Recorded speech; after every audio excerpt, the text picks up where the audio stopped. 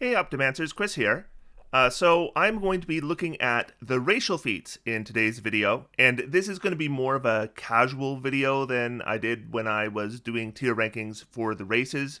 In those cases, those were all scripted videos. This one, I'm just kind of talking off the cuff, but what I've got here is a token for all of the racial feats that I could find in the game. Most of them are in Xanathar's Guide to Everything, but there's a couple setting books that have racial features as well, or racial feats as well. And I'm just going to go through them in order. So we've got Bountiful Luck, Dragon Fear, Dragon Hide, Drow High Magic, Dwarven Fortitude, Elven Accuracy, Fade Away, Fey Teleportation, Flames of Phlegethos, Infernal Constitution, Orcish Fury, Prodigy, Revenant Blade, Second Chance, Squat Nimbleness, Svirfneblin Magic, and Wood Elf Magic. And I'm going to be ranking them all from S tier to D tier. And we will start with Bountiful Luck. So, Bountiful Luck, here's what it does. You have to be a halfling to take it. Your people have extraordinary luck, which you have learned to mystically lend to your companions when you see them falter. You're not sure how you do it, you just wish it and it happens, surely a sign of fortune's favor. When an ally you can see within 30 feet of you rolls a 1 on the d20 for an attack roll, an ability check, or a saving throw, you can use your reaction to let the ally re-roll the die. The ally must use the new roll. When you use this ability, you can't use your lucky racial trait before the end of your next turn. So, just full disclosure, Halfling is my favorite race in the game, and I really want to love Bountiful Luck. I have had Bountiful Luck on a couple characters. It certainly has come into play some of the time, but I can't say this is a good feat. There's just too many things going against it. Really, there's 3 main disadvantages to this feat. The first one is that it uses your reaction. And I understand the design reason why it uses a reaction. The designers don't want a lot of things that interrupt other people's turns because it slows down gameplay, and we don't want to slow down gameplay. So by having things take reactions, you limit that. However, it does make this a lot worse because first off, it limits you to using it once per round, but also you have reactions that you probably want to use that aren't Bountiful Luck. So let's say, for example, a dragon breathes on the party. So everyone's making saving throws and one of your allies rolls a natural 1. Well, are you going to use Bountiful Luck to let them reroll, or are you going to cast Absorb Elements? You can't do both. You have to pick one, and that's a huge downside. Also, if you use your reaction for Bountiful Luck, if you need a shield later in the round or a counter spell, those aren't available either. So it's just a huge cost for a benefit that isn't even going to ensure a success. It just gives them a reroll. The second thing that really hurts here is when you use this ability, you can't use your lucky racial trait before the end of your next turn. So, and I've had this happen where I use Bountiful Luck, I give somebody a reroll, and then I roll a natural 1. And suddenly I'm not lucky anymore. And I don't even understand why that limitation is there. Why is it that you being a good luck charm for others prevents you from being lucky? I don't understand the reasoning. And it's just a part of this feat that doesn't need to be there that makes it worse. And the third thing it has going against it is a lot of the feats we're going to be looking at today are half feats. And a lot of the half feats have a feature beyond the ability score increase that's better than Bountiful Luck. Bountiful Luck is a full feat, and the benefit is relatively minor. So I love the idea of Bountiful Luck, and if I'm playing a halfling, I like leaning into lucky, I like leaning into being a good luck charm, but my recommendation to players would be do it through other things. Get, Bardic Inspiration or something like that can help out your allies, and you'll find it more effective than Bountiful Luck. So it kind of pains me to do this, but I think Bountiful Luck needs to be D tier. So let's move on to Dragon Fear. Dragon Fear is interesting because it is a feat that used to be okay. So it was released in Xanathar's, and when it was released in Xanathar's, it was an okay feat, but it got a whole lot better after Fizban's Treasury of Dragons. So first we'll go over the feat. You gotta be a Dragonborn to take it. When angered, you radiate menace. You gain the following benefits. Increase your strength, constitution, or charisma score by 1 to a maximum of 20, and instead of exhaling destructive energy, you can expend a use of your breath weapon trait to Roar, forcing each creature of your choice within 30 feet of you to make a wisdom saving throw. The DC is based on your charisma, and a target automatically succeeds on the saving throw if it can't see or hear you. And on a failed save, a target becomes frightened of you for 1 minute. If the frightened target takes any damage, it can repeat the saving throw, ending the effect on itself on a success. The nice thing here is there's no saving throw at the end of the opponent's turn. So a lot of frightened abilities are going to give opponents additional saving throws at the end of each of their turn, ending the effect on a success. Dragon Fear doesn't have that. So if you, say, start a combat with a bunch of enemies and use Dragon Fear, you'll probably frighten, I don't know, maybe half of them. And then you can deal with the ones that aren't frightened, and as long as you don't damage the ones that are frightened, they'll remain frightened, and then you can deal with them at the end, making Dragon Fear pretty effective. The limitation of Dragon Fear is that a standard vanilla Dragonborn from the player's handbook can use 1 breath weapon per short rest, and it uses their action. So it's a full action, which makes it fairly expensive, and they can only do it once, and then they have to take a rest before they can do it again. That all changed with Fizban's Treasury of Dragons. So there are 3 Dragonborn variants in Fizban's, Chromatic, Gem, and Metallic, and they're all really decent, but I'm just showing you the Chromatic one at the moment, but their breath weapons all work similarly. When you take the attack action on your turn, you can replace one of your attacks with an exhalation of magical energy, and you can use your breath weapon a number of times equal to your proficiency bonus, regaining all expended uses when you finish a long rest. So this gives us multiple advantages. First off, we don't have to take a rest to use it again.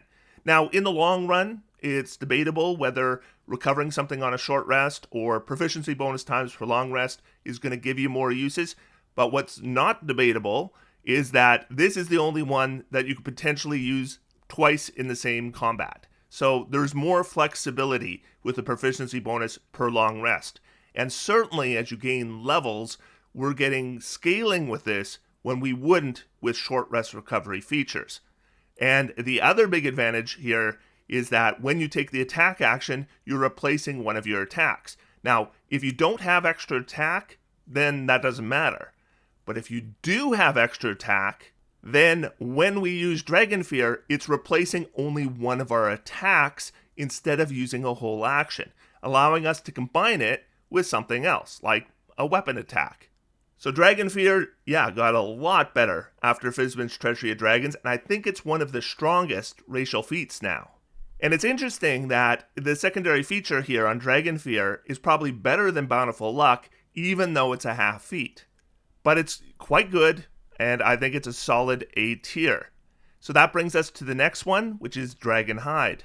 Now Dragon Hide, also, you have to be a Dragonborn. You manifest scales and claws reminiscent of your draconic ancestors, and you gain the following benefits.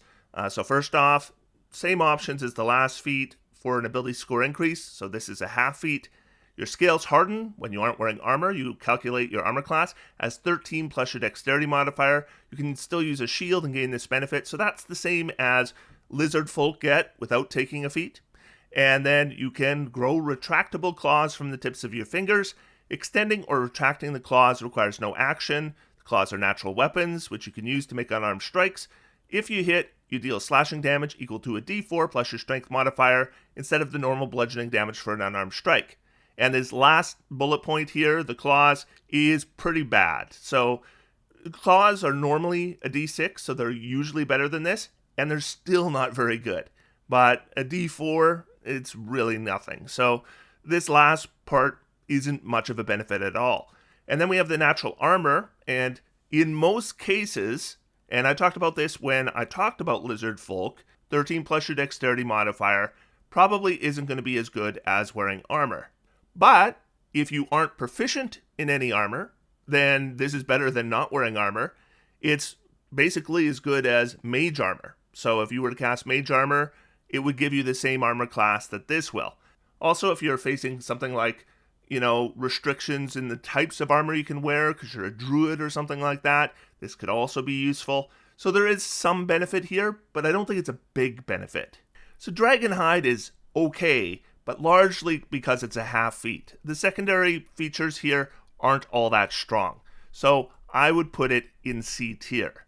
There's absolutely some builds where I could see taking this, but most of the time I don't think it'll be worth it. And that brings us to our next feat, which is Drow High Magic. So on first inspection, Drow High Magic looks fantastic to me. So your prerequisite, you have to be a Drow elf. You learn more of the magic typical of Dark Elves. You learn the Detect Magic spell and can cast it at will without expending a spell slot.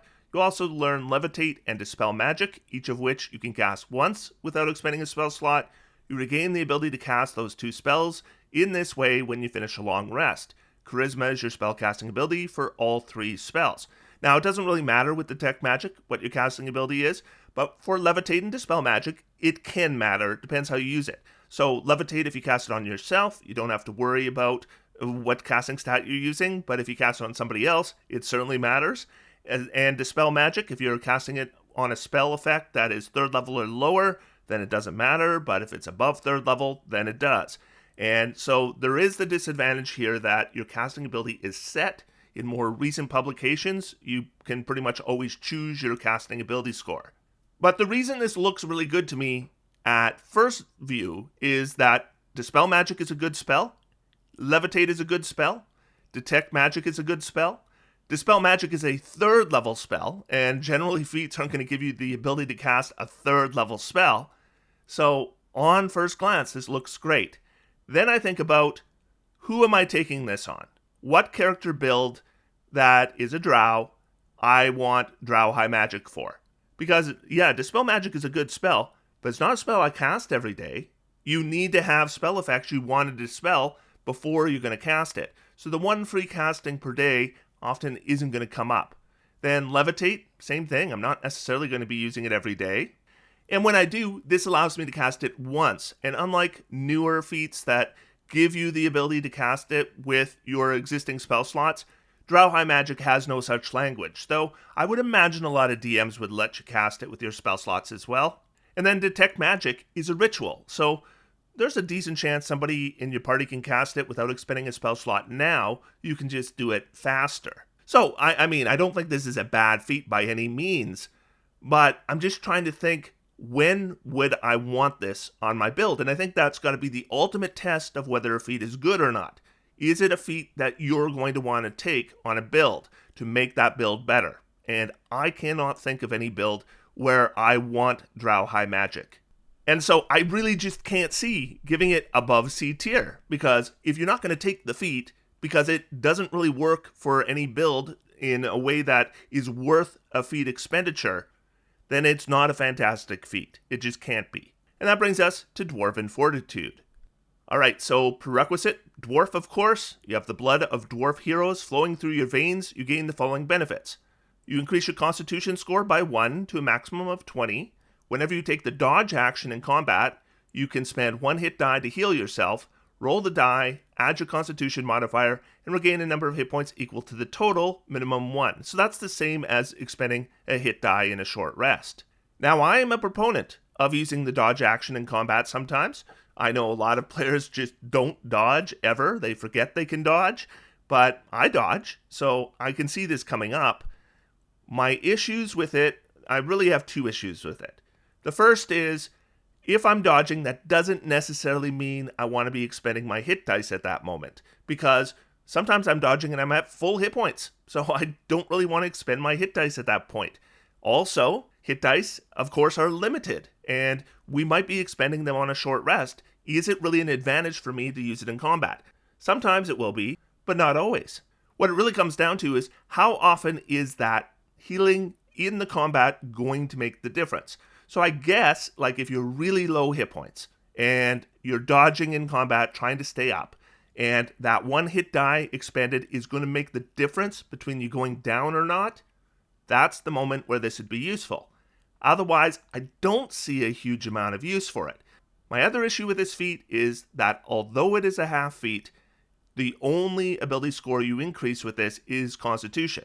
Now, every character wants Constitution, so, I mean, it's certainly not a bad ability score to be adding to, but it is very rare for a character to want Constitution as their primary ability. There's usually an ability score that you want higher than your Constitution. And so there's very few characters where a Constitution bonus of +1 is going to be as good as some other ability score. So that makes this more limited. And I think it's good enough for C tier, but just barely. I really actually would consider that this might be D tier as well. And that brings us to Elven Accuracy.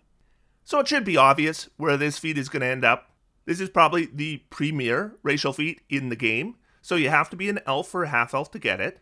The accuracy of elves is legendary, especially that of elf archers and spellcasters. You have uncanny aim with attacks that rely on precision rather than brute force. You gain the following benefits. First, increase your dexterity, intelligence, wisdom, or charisma score by 1 to a maximum of 20. And whenever you have advantage on an attack roll using dexterity, intelligence, wisdom, or charisma, you can re-roll one of the dice once. So if you are an elf or a half-elf, you want Elven Accuracy when you are going to be making attacks that generally don't use strength, and you expect to have advantage fairly often. So for example, if you're playing a rogue and you have a bow, Elven Accuracy is a great pick because you're going to have advantage a lot, so that bullet point is going to come up a lot. Now, I will say that some people do overestimate the effect of Elven Accuracy. Like, if I have a regular attack versus advantage, that advantage is of greater benefit to me than having advantage going to this super advantage through Elven Accuracy. That's a smaller benefit. But as a half feat, if I'm playing a character that is going to have advantage fairly often, Elven Accuracy will make a big difference. And we see it on builds all the time. So, I mean, it's a pretty easy one to rank. It's obviously the S tier racial feat. So, let's move on to Fade Away. The prerequisite here is Gnome. This is a half feat. You can increase your dexterity or intelligence score by 1 to a maximum of 20. And then immediately after you take damage, you can use the reaction to become invisible until the end of your next turn, or until you attack, deal damage, or force someone to make a saving throw. Once you use this ability, you can't do so again until you finish a short or long rest. Way it works is this. So an enemy comes, they attack you. You take the damage, you use your reaction, you become invisible. Then any further attacks they make will have disadvantage because you're invisible. Also, if they have targeting effects that require that they see you, none of those will work. And depending on how you treat invisible, it may even provide disadvantage even if the creature has blind sight or true sight. And I've done videos talking about how the invisible condition is worded and the different bullet points involved. But that's really going to depend on your table. Some DMs play that way, others don't. And that will affect the value of Fade Away. But Fade Away is a reasonable defensive option. The big limitation is you have to take a rest before you can use it again. So it's just once per rest, which is quite limited. So it's a decent defense, but not usable very often. The advantage here is it is a half feat. So what we have is a half feat where the secondary bullet point is okay. And that would generally put me somewhere between B and C tier. I think I'm going to squeak it onto B tier, but it could easily be C tier as well. And that brings us to our next feat, Fey Teleportation. So this one requires that you are a high elf. Your study of high elven lore has unlocked Fey power that few other elves possess, except your Eladrin cousins. Drawing on your Fey ancestry, you can momentarily stride through the Feywild to shorten your path from one place to another. You gain the following benefits. Increase your intelligence or charisma score by 1 to a maximum of 20. You learn to speak, read, and write Sylvan. And you learn the Misty Step spell and can cast it once without expending a spell slot. You regain the ability to cast it this way when you finish a short or long rest. Intelligence is your spellcasting ability for this spell. So when Xanathar's was published, I would say this was an okay feat. I don't think it's an okay feat anymore. So first off, we gotta talk about Fey Touched, which is a feat that came out in Tasha's Cauldron of Everything. It's also a half feat, but it gives you even more options for where to put the +1. It also gives you the Misty Step spell. Now you can only cast it once for free per long rest, but it gives you the ability to use your spell slots to cast it additional times. Furthermore, you're going to get a first level spell, and you get to pick any spell you want from Divination or Enchantment, and you can cast that once for free, and again with your spell slots. And you can pick your casting ability score for it. So Fey Touch is probably just a better feat than Fey Teleportation, giving you a similar benefit, yet more. But on top of that, we have Monsters of the Multiverse, where we have the new Eladrin, and we have the Shattered Kai. And now the real question is, if you want to play an elf who can teleport, why would you take a feat at all when there's racial options that give you a teleportation that is superior to Misty Step and scales and uses with your level? So there's just not a lot of reason to take Fey Teleportation anymore, given the current options that are available. The thing is, Fey Teleportation isn't a terrible feat, but I think it's got to be in D tier, because it's an obsolete feat. There's just better options available. So why would you ever take it when you could just take something better? So that's why I think Fey Teleportation lands in D tier. So that brings us to Flames of Phlegethos. This one has a prerequisite of you being a tiefling, and you learn to call Hellfire to serve your commands. You gain the following benefits. Increase your intelligence or charisma score by 1 to a maximum of 20. When you roll fire damage for a spell you cast, you can re-roll any 1 on the fire damage dice, but you must use the new roll, even if it's another 1. Whenever you cast a spell that deals fire damage, you can cause flames to wreath around you until the end of your next turn. The flames don't harm you or your possessions, and they shed bright light out to 30 feet and dim light an additional 30 feet. While the flames are present, any creature within 5 feet of you that hits you with a melee attack takes a d4 fire damage. So, first off, half feat. So, not terrible. Now, the feat this reminds me of is Elemental Adept. So, Elemental Adept is in the player's handbook, and when you choose it, you pick Acid, Cold, Fire, Lightning, or Thunder. So, if I'm making a character that wants to focus on fire damage spells, I would take Elemental Adept Fire, and then spells I cast would ignore fire resistance, which is very useful. In addition, when I roll damage for a spell I cast that deals damage of fire, then I would treat any 1 on a damage die as a 2. So you might think that if you're going to make a character that's focusing on fire damage spells, maybe you should get both of these feats. Except there's redundancy, because Flames of Phlegethos is letting you re-roll your 1s, and Elemental Adept is having you treat your 1s as 2s. Now, re-rolling your 1s is going to be more damage in total. So let me just do the math for you. So if I have d6, my average damage on it is 3.5. So if I am going to figure out the average damage I'm going to roll for a fireball, it's 8d6, so it's 8 times 3.5 gives me 28.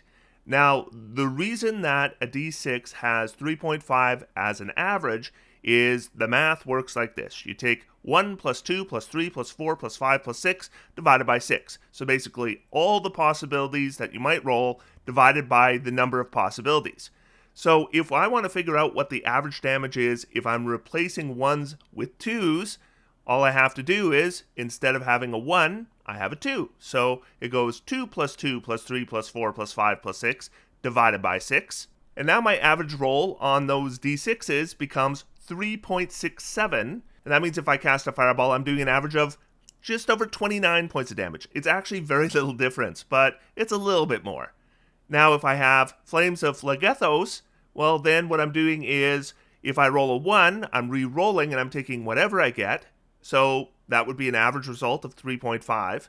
So then what I do to figure out my average is I go 3.5 plus 2 plus 3 plus 4 plus 5 plus 6 divided by 6. And now my average roll on those d6s is 3.92, and that means a fireball would do about 31 points of damage.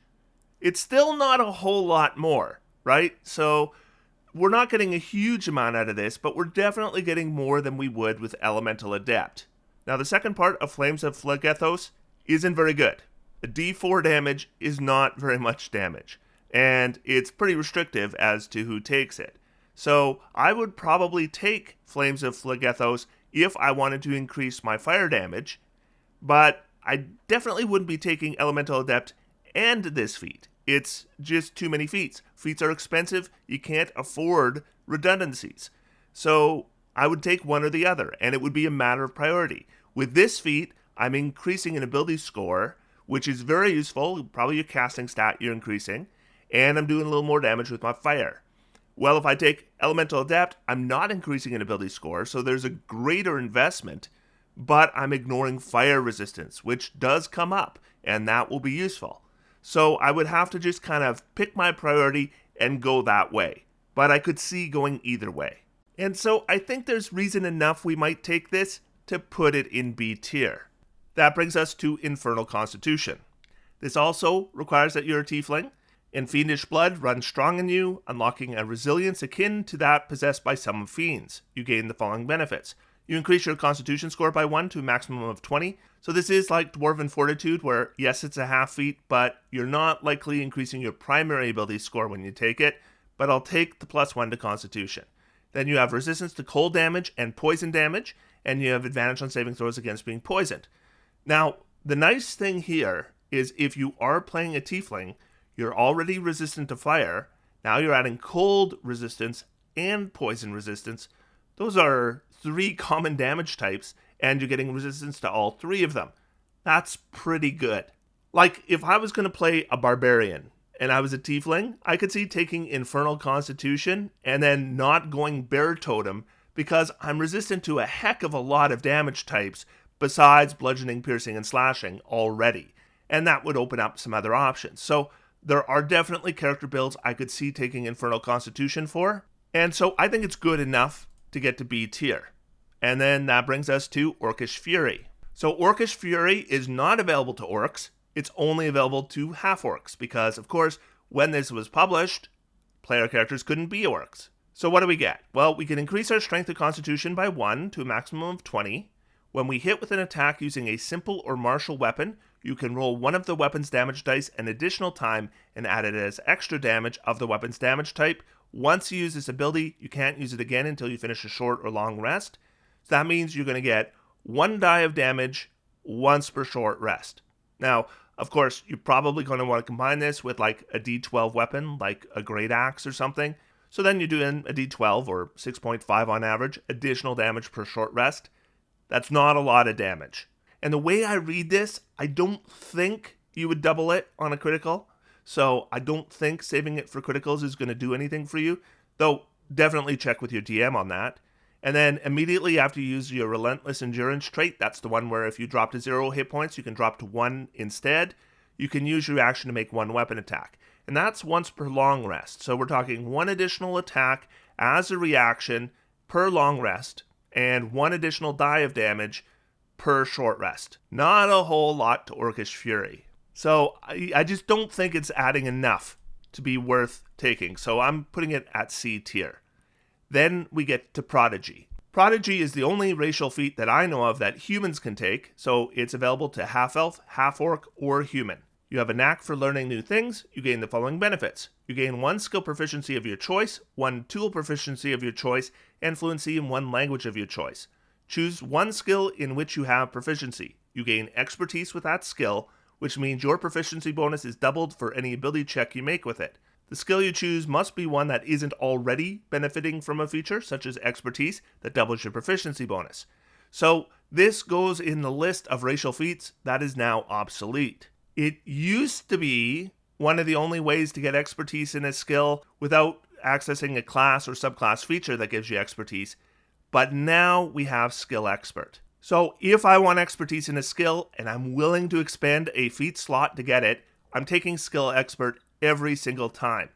Skill Expert gives us an additional proficiency in a skill, and we choose 1 skill in which we have proficiency, and we gain expertise with it. So it's giving us pretty much the same benefits, but Skill Expert is also a half feat, and you can choose any ability score and increase it by 1, so whatever your primary ability score is, you can increase it with Skill Expert.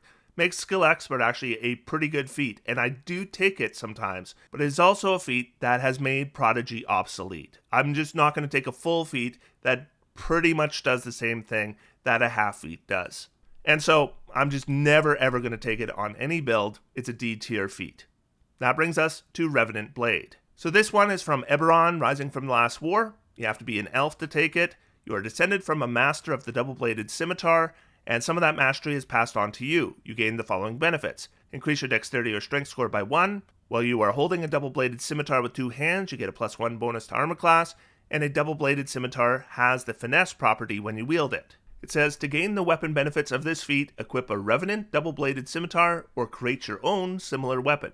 While wielding this double-bladed weapon with two hands, the weapon has the finesse property for your attacks with it, and you gain a +1 to your armor class. Now, if that sounds familiar, that's because that's what the feat does. So if you get the Revenant double-bladed scimitar, the feat provides you no benefit whatsoever.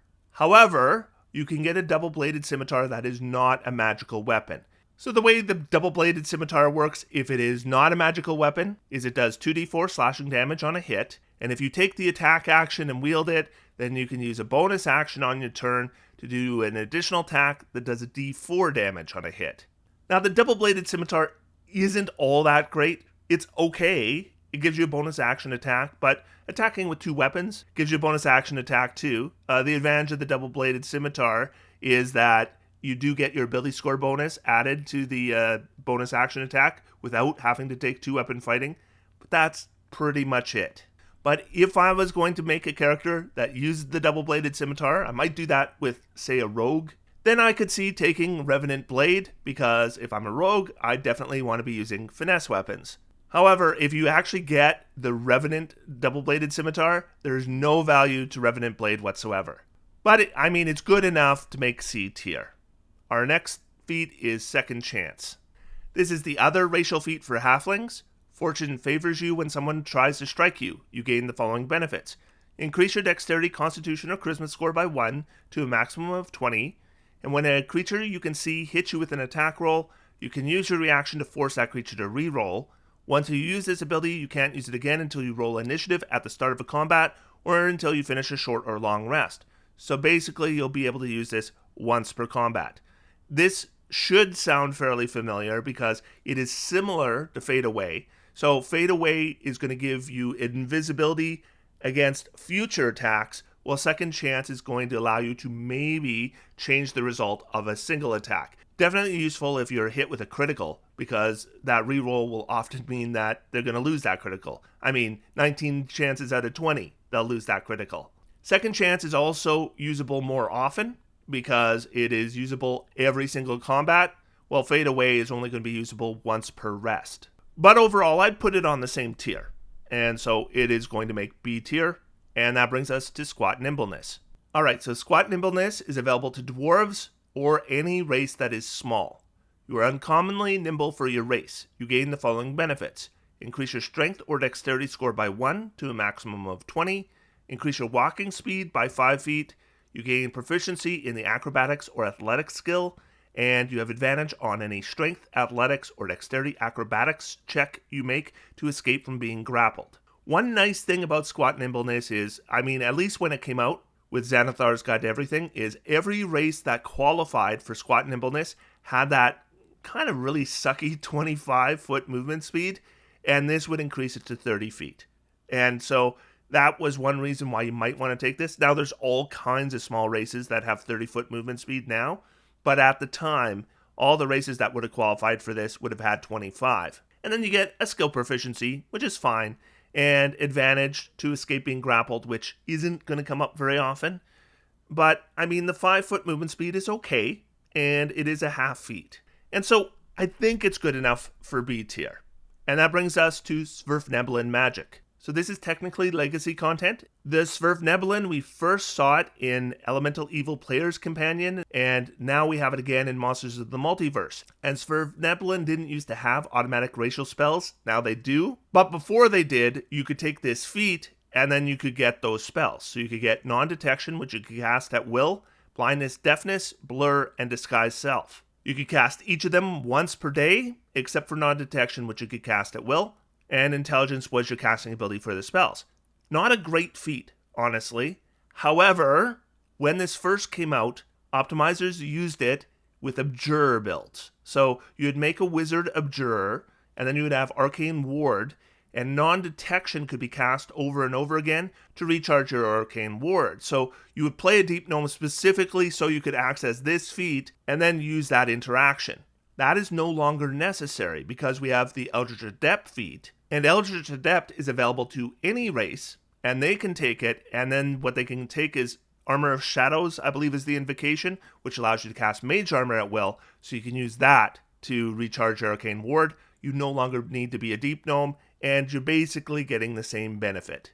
Plus, Mage Armor is probably a more commonly useful spell than Non-Detection. So once again, I think we're talking about a feat that has become obsolete, and I don't really see taking it on any build. I guess if I'm a Deep Gnome using Legacy content, and I'm playing a Wizard, and I'm playing an Abjurer, I might consider Svirfneblin Magic over Eldritch Adept, but the difference is pretty minimal. And that brings us to our last feat, which is Wood Elf Magic. So obviously you gotta be a Wood Elf, and then you learn the magic of primeval woods, which are revered and protected by your people. You learn one Druid cantrip of your choice. You also learn Longstrider and Pass Without Trace spells, which you can cast once without expending a spell slot. You regain the ability to cast these 2 spells in this way when you finish a long rest. Wisdom is your spellcasting ability for all 3 spells. Okay, so I like Druid cantrips, I like Longstrider, and I like Pass Without Trace. But we can only cast them once. We can't use their spell slots to cast them. And this is a full feat, it's not a half feat. If I want Pass Without Trace, then there's just better ways for me to get it. I can be an Earth Genasi, that's better than this. I can be a Druid, that's better than this. I can be a Ranger, that's better than this. This just isn't the way I'm going to access that spell. Longstrider is a first level spell, it's easy to get as well. And a full feat is really, really expensive. I just wouldn't take this on a build. I just wouldn't. If my party needs Pass Without Trace, I am going to get it through some other means than this. So I just don't see ranking it more than D tier. So that's all the racial feats. And what you can see here is that we have one S tier and we have one A tier. And those are the 2 that I tend to take. And then all the rest are B, C, or D. I tend not to take them. And so I don't see racial feats other than Elven Accuracy or Dragon Fear very often. Once in a while, we see a halfling who just wants to lean into it. So they take Bountiful Luck largely out of flavor. Great. Or you happen to have a Druid Dragonborn and they're going to take Dragon Hide so they don't have to worry about armor restrictions. Great. But for the most part, I see them rarely. So when I did my racial tier videos, people were asking me, is there a benefit to being an elf because you can get Elven Accuracy? Well, yeah, I would say there is because it is an S tier feat. And frankly, there's probably a benefit to being one of the Dragonborn variants because you have access to Dragon Fear, which I would totally take because it is an A tier feat. The additional feats I don't think are huge benefits to the races that qualify for them. So that's my opinion on the racial feats. Let me know yours down below. Otherwise, until next time, I'm going to sit back, relax, and have some fun. D&D is for everyone. Thanks everybody. Talk to you soon. Thank you to Airhead, Alex R, Vo, Bloody 9, Artherzone, CJ, Chris C, Clement Brunette, Coral, Dank Train, Dewey Cheatham and Howe, Douglas Reynolds, Eden the DM, Eric Wasserman, FBKO5, Gishlife, Lightfoot, Heisenberger, Jay Gemmel, James Mackla, James Sprague, Jean-Baptiste Blanchette, Jiriru, John Matera, Jonathan Zucker, Joseph Van Horn, Justin Times, Lars V, Mark D, Mark Sexton, Math Guy Dave, Mr. Brett, PCZ, Quicksilver HG80, Ramen Goblin, Scott Parsons, Sig, Tazel, Thunderlock, Vu, and William Whittles.